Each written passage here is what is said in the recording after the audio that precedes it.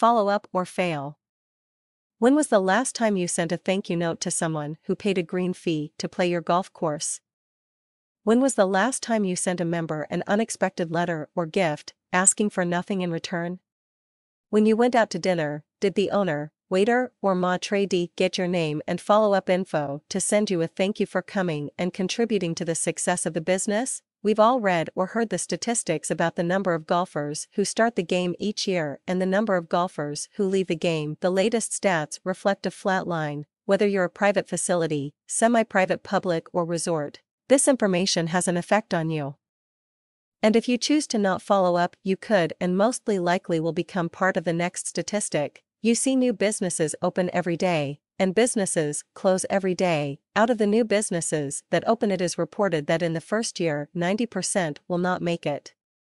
The 10% that do, 90% of those will not last 5 years. The Arizona Republic just wrote about 1 month ago their best estimate that 1,000 golf facilities will close in 2010. The reason I mention those two, the loss of players, and the closings of businesses, is to remind you that because of the number of choices our customers have, you are at risk of not being around next year if you do not follow up with your members and your guests. But how do we follow up effectively? Electronic newsletters, email special offers, and electronic advertising. They have their place. Unfortunately, many times their place is in the round file, or when they get it via email, it remains either unopened or unread. The reason for this is pretty clear, and actually it is for the same reason that some people, even though you have an incredible product, either leave or do not return. They have so many choices, and those choices are bombarding them every day with the same old jargon: pick me, or buy me. The noise, which becomes overwhelming, is referred to white noise. We just no longer see it and it no longer gets our attention.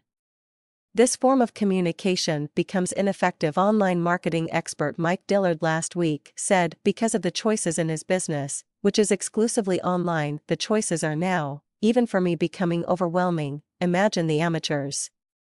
We could peel this onion, layer by layer, in many businesses, from the newspaper, to music, to the news industry. They are all wondering and scrambling because someone or something moved the cheese. This something is the internet, and everyone is trying to use it to enhance, create, or sustain their business. It too is vast and overwhelming. In fact, I challenge you to open Google, type in a word, any word, and hit enter. Next thing you know, there it is, Wikipedia. This is almost true for any person, for us in the golf industry, actually across the board. The answer is actually quite simple.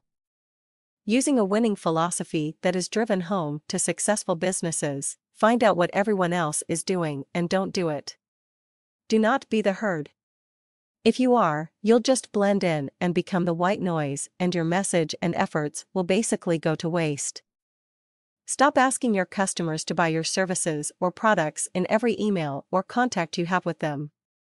If you do, you become that guy or that gal, the one that every time you're around them, all they do is try to sell you the next deal. They feel like you only like them because you want to sell them something. AKA, white noise.